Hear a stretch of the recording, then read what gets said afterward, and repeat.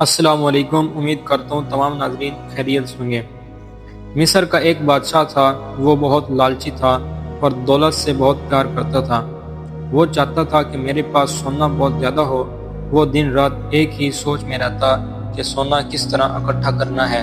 وہ دن کے وقت سوچتا کہ سورج کی کرنیں جس جس چیز پر لگیں وہ سونا بن جائے، اور رات کو بھی یہی سوچتا کہ چاند کی روشنی جس جس چیز پر لگے وہ سونا بن جائے۔ حالانکہ اس کے پاس پہلے ہی بہت سونا تھا۔ تہہ خانے میں سونے کے برتن اور زیورات کا بہت زیادہ ڈھیر تھا۔ وہ ہر روز تہہ خانے جاتا اور سونا دیکھ کر بہت خوش ہوتا، لیکن وہ ساتھ یہ بھی کہتا کہ یہ تو بہت تھوڑا ہے، مجھے اور بھی سونا چاہیے۔ بادشاہ اپنی روٹین کے مطابق تہہ خانے میں ایک دن گیا۔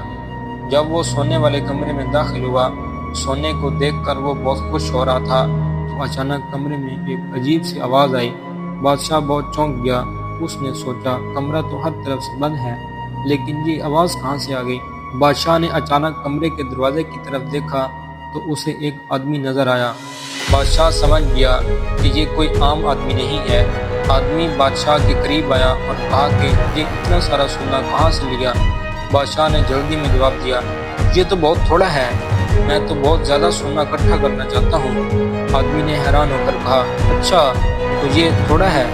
آدمی نے بادشاہ سے کہا، کل تم ایسا کرنا کہ سورج کی کرنوں کی طرف ہاتھ کرنا، اس طرح تم جس بھی چیز کو ہاتھ لگاؤ گے وہ سونا بن جائے گی۔ بادشاہ بہت خوش ہوا۔ صبح ہوتے ہی بادشاہ نے ایسا ہی کیا۔ وہ جس چیز کو ہاتھ لگاتا وہ سونا بن جاتی۔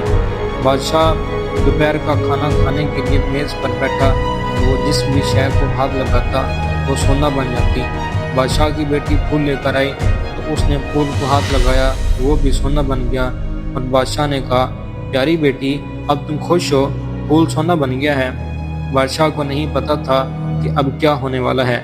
اب بادشاہ کھانا کھانے کے لیے آگے بڑھا اور اس نے برتن کو ہاتھ لگایا، برتن بھی سونے کا بن گیا تھا۔ اس نے کھانے کو ہاتھ لگایا، وہ بھی سونے کا بن گیا۔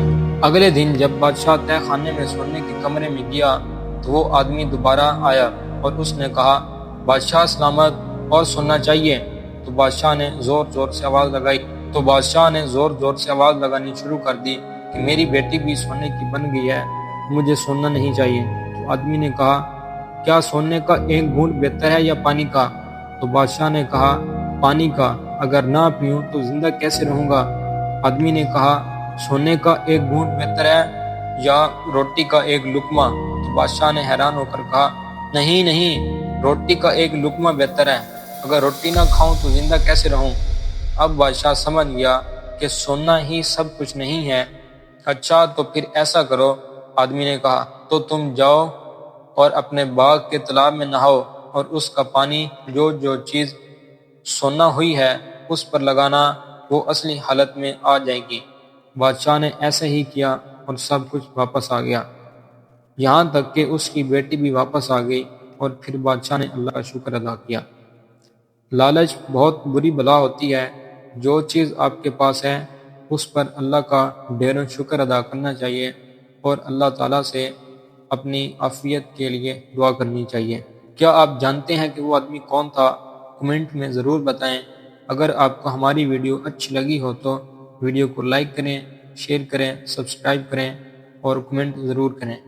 آپ کس قسم کا واقعہ سننا پسند کریں گے کمنٹ میں ضرور بتائیں، انشاءاللہ آپ کی پسند جلد پوری کی جائے گی۔ جزاک اللہ۔